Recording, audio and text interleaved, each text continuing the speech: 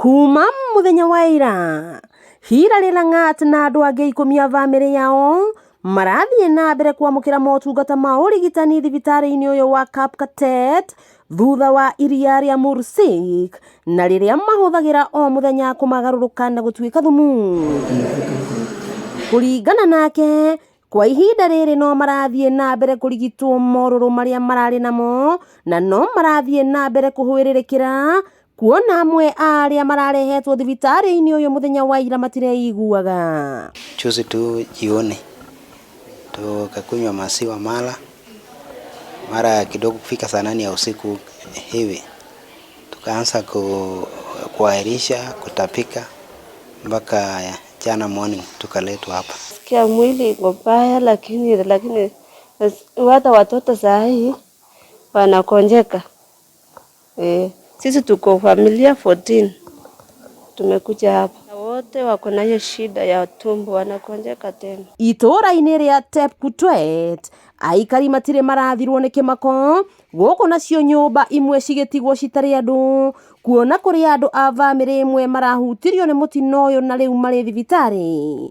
Sistangu amekuwa akifanya kazi ya kuuza maziwa kitu karibu miaka moja inaisha, na akuchawahi tokea changa kama ile. Ilikuwa ni mara ya kwanza tangu aanze hii biashara.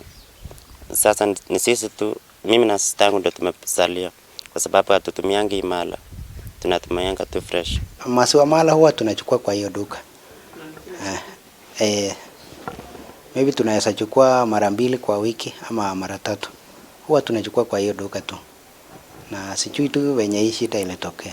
Munini wa murugamiriri munene wa urigitani kaunti-ini ya Kericho Jemima Kamau augite uthuthuria wa kumenya kiria kiracungiriirie thina uyu ni wambiriirie o undu umwe na guthomithia muingi bata wa utheru wa irio. Msimu wa sherehe kuna hatari ya kukula chakula ovyo ovyo, so tuko pale tunaendelea na kuelimisha wananchi wajichunge sana.